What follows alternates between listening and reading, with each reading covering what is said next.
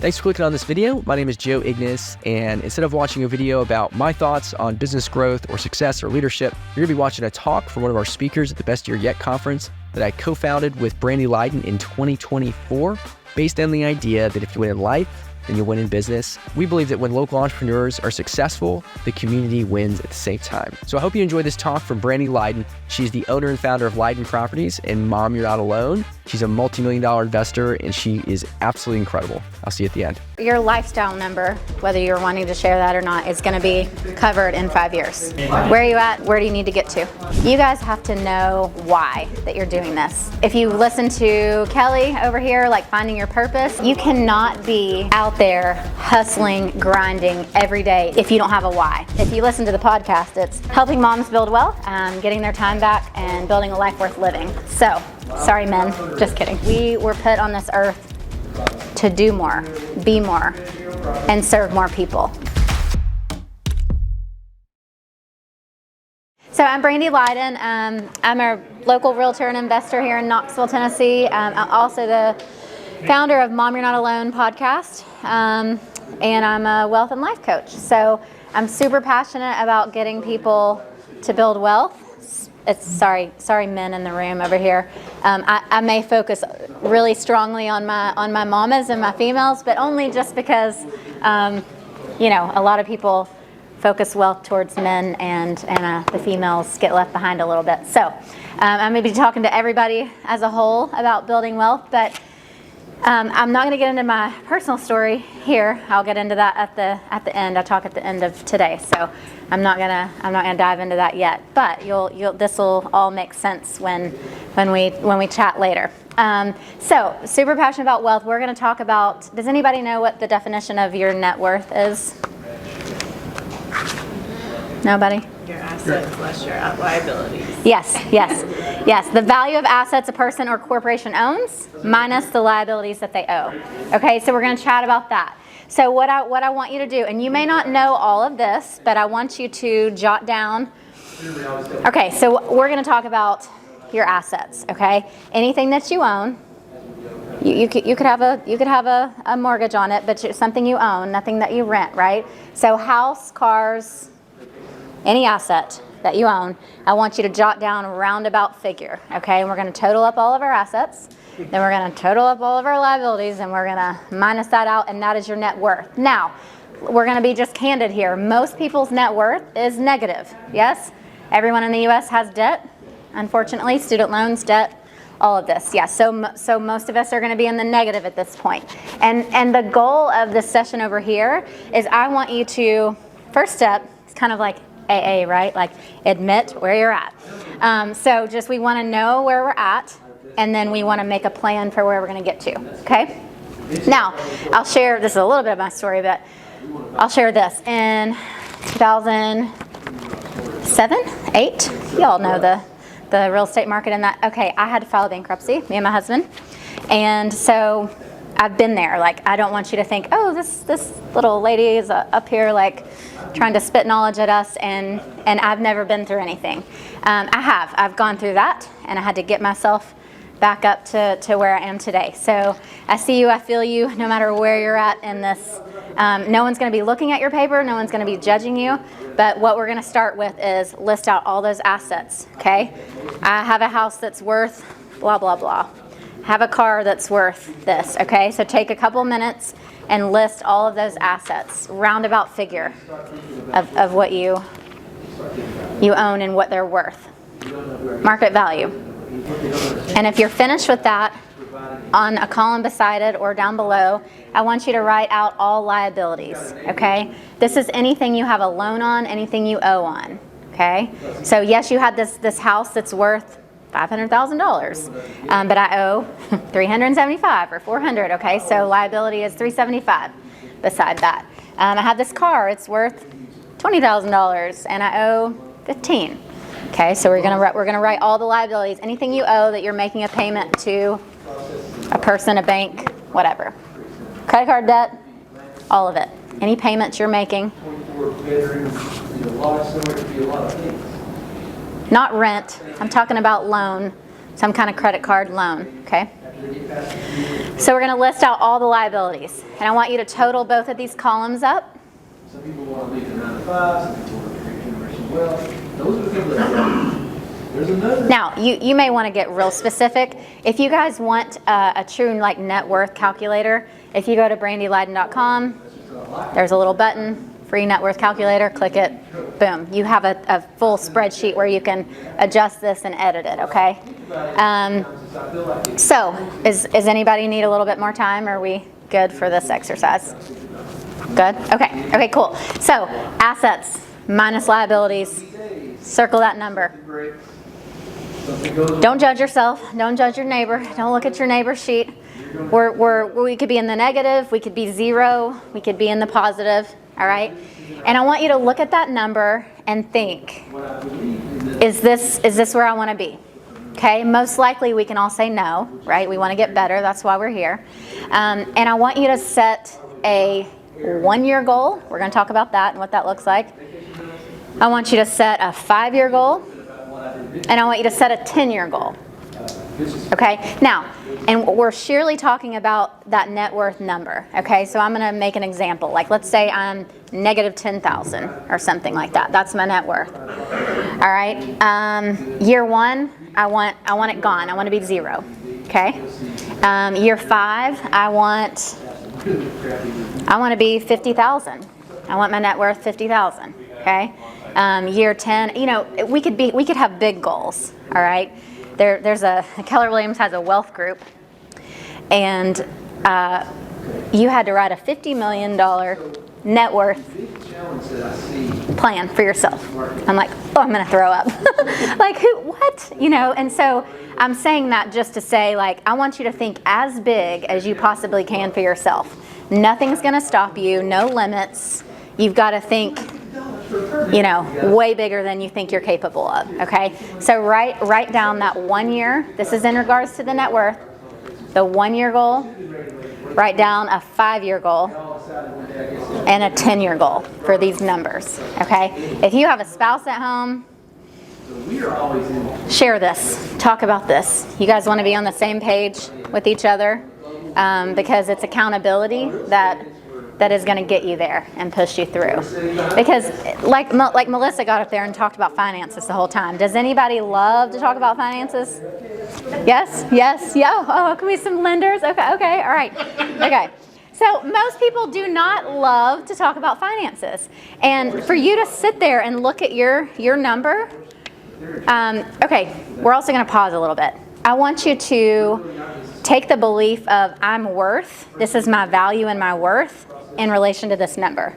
So like throw that out the window, because I don't want you associating something negative with that number. Like it is what it is. It's kind of like, you know, like AA, like, hey, this is where we're at, okay? I'm not in AA, I'm just referencing that.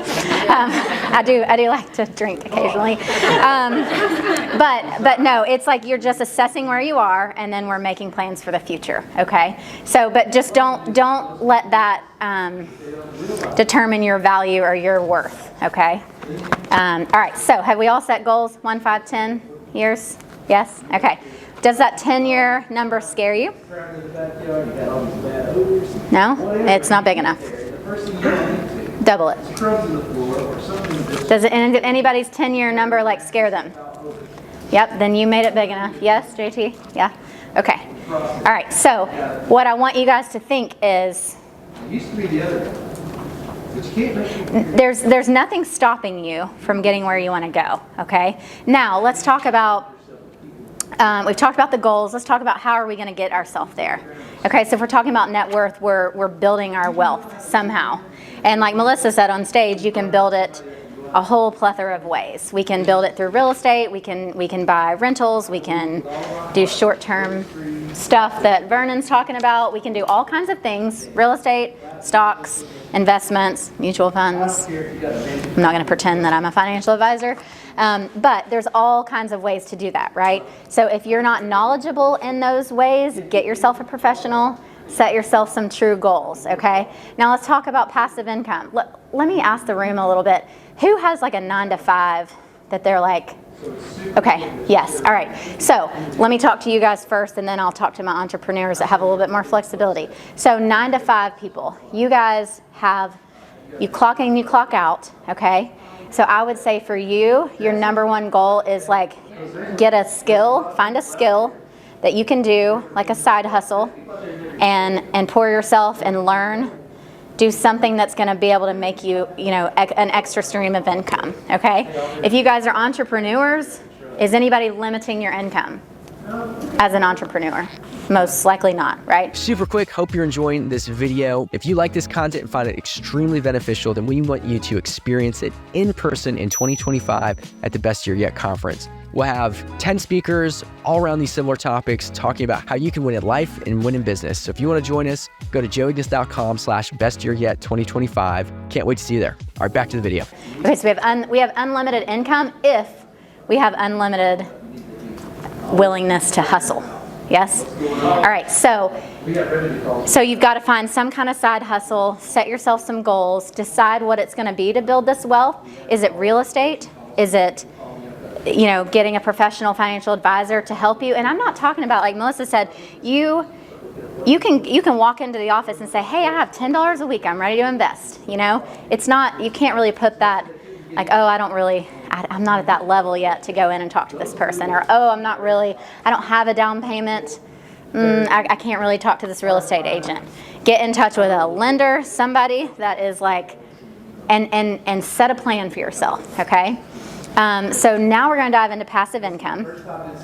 And does anybody that's willing to share and be vulnerable with us, does anybody have a passive income goal, like of the next 5 years? You want to get to this amount in the next, Corey, go. I don't fully believe in the term passive income, but as passive income can be, I would like to all of my basic life necessities. So mortgage, food, daily expenditures to be covered by. And in 5 years? In 5 years. Okay. So your lifestyle number, whether you're wanting to share that or not, is going to be covered in 5 years. Okay. And how are you going to get there? I need to buy more real estate. Okay. Where are you at, and where do you need to get to? So I have one. Okay. Probably need 2 more. And then I would pair it with traditional investments too, so it'd be cash flow off of traditional. Okay, so a little bit of a combo. Who else raised their hand? JT, what's your 5-year passive income goal? To live my ideal life, it needs to be around 500 a year, or 500 a year passive. So Okay. I would like to have 350 of that be passive. Yeah. Okay, 350. Get your calculator out. What's that divided by 12? That's your monthly passive income. What is it? Okay, all right, so that's your goal in 5 years. And then anybody with a 5-year goal, you guys know you got to break it down by the year, and how are you going to get there? And so you break it down and you set those goals, and then how are you going to get there? Okay, so have yourself an accountability partner when it comes to building your wealth.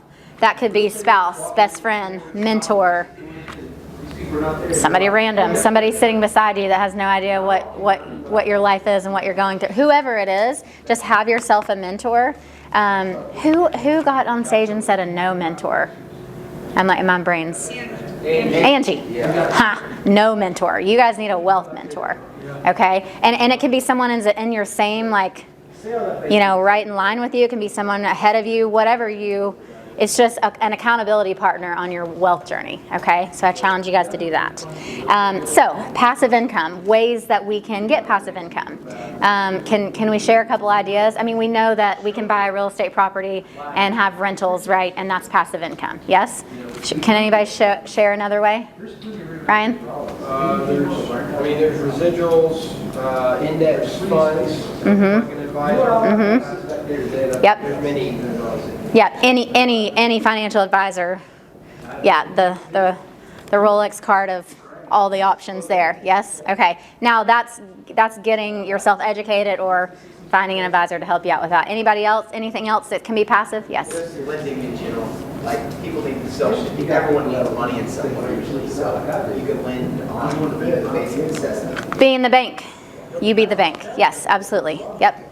If you've got some money that you can do private lending, absolutely, yeah, live on the interest. Do it. Any other ideas for? Without getting too in depth, there's ways you can become your own bank and lend from yourself. Yes. I know that's curious for everybody. Like, what's that mean? We're not trying to talk through that, but it's essentially just utilizing another vehicle. Yes. Yes. You being the bank, you're just not funding. You're utilizing leverage from your own resources to be able to go on to do that. Yeah. Yeah, absolutely. Okay, so there's lots of options for passive income. Real estate, be the bank. 5. Okay, got it. I might go. Yeah, I gotta keep myself in check here. Okay, so we've talked about where you're at on your net worth journey, setting goals to get yourself there. Yes.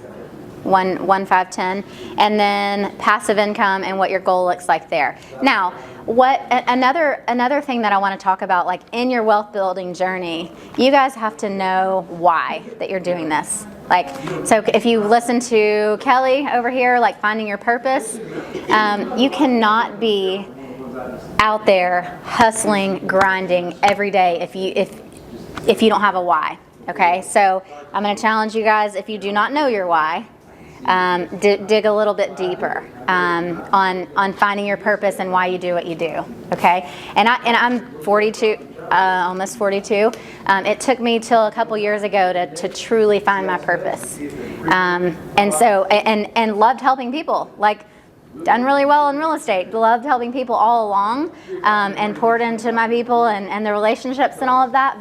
But truly finding my purpose, it's if you listen to the podcast, it's helping moms build wealth, getting their time back, and building a life worth living. So, sorry men, just kidding. No, men listen too. It's just not directed towards you guys. But anyway, so find your passion, and I think that if you didn't listen to Kelly's talk, maybe she can share some slides, like if you missed that breakout on finding your purpose. But I think we just have to be open. We have to have our ears open, our hearts open, our minds open to, I'm going to get spiritual on us, so like what God is calling us to do. Because exactly like what Vernon said, we were put on this earth to do more, be more, and serve more people. Okay, so I want to have a little bit of time for Q&A, just because I feel like it's really important, and I know we got real all up in your business writing these things down. So do you guys have questions for me on? Yes. I didn't catch your last name and wanted to know the name of your podcast. Lydon, Brandy Lydon, and it's Lydon. And podcast, YouTube, it's just at Brandy Lydon. But podcast is Mom, You're Not Alone. That'll make sense later today. All right, questions on building wealth and... Oh, sorry. How can I just speak to women better about finances? Okay, so you feel like you're not being relatable in having conversations with them? I feel like I'm doing good, but I figure I can do better. I'm just curious on your insight on that, since that's your expertise. Okay, so, and you're in lending, I'm reading? Yes, okay. All right, so I think that, and I could speak for maybe, you guys can tell me yes or no, the women over here. I think it's intimidating to talk finances, and unless this is your industry, to talk finances, to talk wealth.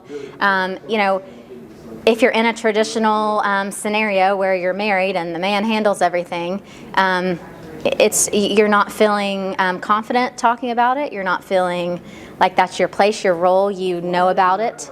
And if that's not your situation, then that's probably not where you're at. But I think there's a lot of that. So it's like just being like open and not judgmental in the conversation. Asking questions that aren't, I wouldn't say offensive, but so just coming from a little bit more of a nurturing, maybe, aspect. Does that answer your question? Because a financial decision maker is in the household too. I've had a lot of lenders in the past address stuff to my husband. Oh no, I never do that. I'm usually the budget person in our house, and so I've been like, thank you. You can send an email to me though. Asking who the decision maker is, but keeping both people in the loop, probably. Yeah. I was getting stuff sent directly to my husband and leaving me out of it. And if it's sent to both, that's fine, but if it was just to one of us, and it was him, I was like, okay, but I'm the one who sent you everything and have all the discussion. Got it. Yes. Question? Yes, I Kelly? think what's also intimidating is the vocabulary. Anytime you're in a field that you don't know, it's the vocabulary that is overwhelming. And sometimes when you're talking to anyone in any field, and they're rattling off acronyms or just words that are part of your industry, and they just keep moving forward, and like not giving that space to ask the question, what does that mean? Now, you don't want to assume they don't know it, because that would be terrible and assumptive, but leaving space to ask questions, and then if you, especially if you're throwing out industry terms, just pause a little bit and give that room. Okay, Joe's telling me, done, time. Are we good on questions? Did you guys find value in this?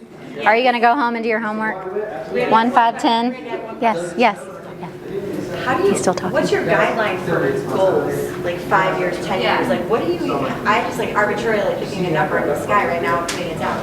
That's how. Okay, so you got to know like some sort of plan. I mean, I always say shoot for the moon, because if you fall somewhere, like, you know, is that not better than like, oh, I'm going to be this is a realistic goal, and then you just barely move up. You know what I'm saying? So I say just shoot for something obnoxiously unrealistic. Now, your plan to get there, I mean, I think it's reasonable. How are you going to get there? So it's the planning part of it, but just make it crazy and then figure it out. God will provide. Okay. Thank you all. If you guys enjoy this video, then you're going to absolutely love the Best Year Yet Conference 2025. You can get your tickets at joeignace.com/bestyearyet2025. We hope to see you there, and we hope that you have your best year yet.